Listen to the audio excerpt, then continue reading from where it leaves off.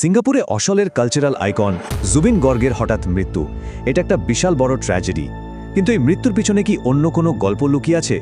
জুবিনের স্ত্রী কিন্তু ঠিক এই প্রশ্নটাই তুলছেন। চলুন আজ আমরা এই ঘটনাটাকেই একটু খুঁটিয়ে দেখব। আর এই পুরো ব্যাপারটার মূলে রয়েছে জুবিনের স্ত্রী গরিমা শইকিয়া গর্গের একটাই প্রশ্ন, আমরা জুবিনকে হারালাম কেন? তার কথাগুলো থেকেই আমরা বোঝার চেষ্টা করব ঠিক কী ঘটেছিল সেই মর্মান্তিক দিনে। গরিমা গর্গের অভিযোগটা কিন্তু খুব সোজা আর মারাত্মক। উনি বলছেন জুবিনের মৃত্যুটা কোনো সাধারণ দুর্ঘটনা নয়, বরং যারা সেদিন ওর সাথে ছিল তাদের চূড়ান্ত গাফিলতির কারণেই এটা ঘটেছে। তো ঘটনাটা ঘটেছিল সিঙ্গাপুরে। জুবিন ওখানে গিয়েছিলেন একটা নর্থ ইস্ট ফেস্টিভ্যালে গান গাইতে। মানে এটা একটা প্রফেশনাল ট্রিপ ছিল, কিন্তু সেই শোটা আর করা হলো না। তার আগেই সব শেষ হয়ে গেল। তাহলে আসুন এবার আমরা ঠিক সেই দিনটায় ফিরে যাই। জুবিনের স্ত্রীর বয়ান অনুযায়ী পরপর কি ঘটেছিল যা এই মর্মান্তিক পরিণতির দিকে ঠেলে দিল। গরিমা গর্গের কথা অনুযায়ী ঘটনাটা একটু দেখুন।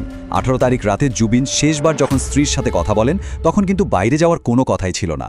কিন্তু ঠিক তার পরের দিন 19 তারিখে ওকে একটা ইয়ট রাইডে নিয়ে যাওয়া হয়, যেটা একদমই প্ল্যান করা ছিল না।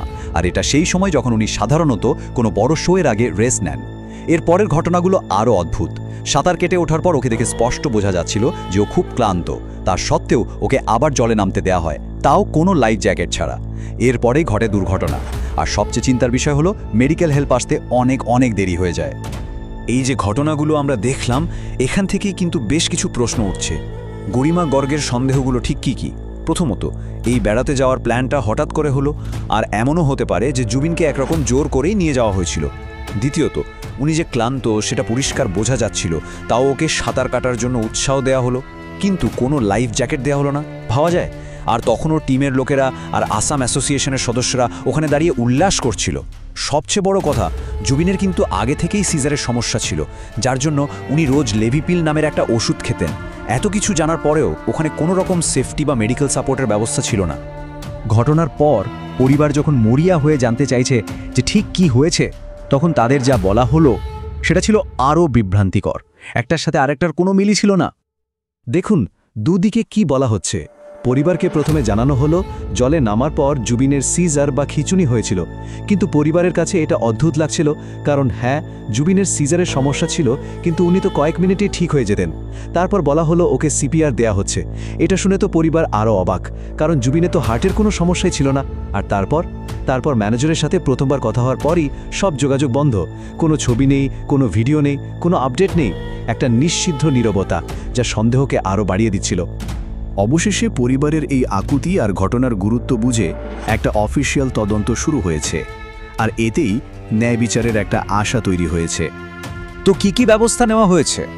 আসাম সরকার একটা স্পেশাল ইনভেস্টিগেশন টিম মানে এসআইটি তৈরি করেছে। এর মধ্যেই জুবিনের ম্যানেজার আর একজন ইভেন্ট অর্গানাইজারকে অ্যারেস্ট করে গুয়াহাটিতে আনা হয়েছে। আর পুরো ঘটনার আসল সত্যিটা খুঁজে বের করার জন্য তদন্ত চলছে। এত কিছুর পরেও গরিমা গর্গ কিন্তু আইনের ওপর ভরসা রেখেছেন।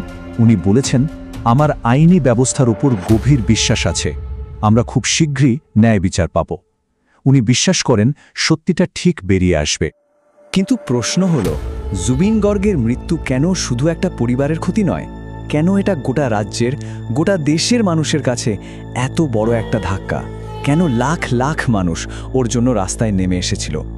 চলুন এবার সেটাই একটু বোঝার চেষ্টা করি। এই একটা তথ্যই হয়তো বুঝিয়ে দেওয়ার জন্য যথেষ্ট। জুবিনের শেষ যাত্রায় যে ভিড়টা হয়েছিল সেটা আসামের ইতিহাসে দ্বিতীয় বৃহত্তম জনসমাগম।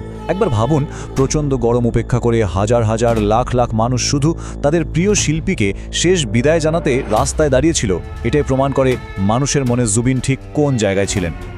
জুবিন শুধু একজন শিল্পী ছিলেন না, তার স্ত্রীর কথা শুনলে বোঝা যায় উনি ছিলেন মানুষের মানুষ।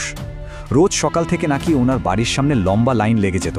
কেউ আসতো চিকিৎসার সাহায্যের জন্য, কেউ আর্থিক সমস্যার কথা বলতে, কেউ বা ছেলেমেয়ের পড়াশোনা বা পারিবারিক সমস্যা নিয়ে। আর জুবিন তার আয়ের প্রায় পুরোটাই এদের পিছনেই খরচ করে দিতেন। একজন সবজিওয়ালা থেকে শুরু করে রিক্সা চালক সবাই ছিল ওর বন্ধু। জুবিন নাকি প্রায়ই বলতেন, আমি কোনো ফ্যামিলি পার্সন নই, আমি হলাম মানুষের জন্য। আমাকে এই মানুষদের মধ্যেই বাঁচতে হবে আর মরতেও হবে। এই একটা কথাতে ওনার পুরো জীবন দর্শনটা পরিষ্কার হয়ে যায়। উনি যা কিছু করতেন কোনো নাম বা খ্যাতির জন্য নয়, করতেন শুধু মানুষের জন্য।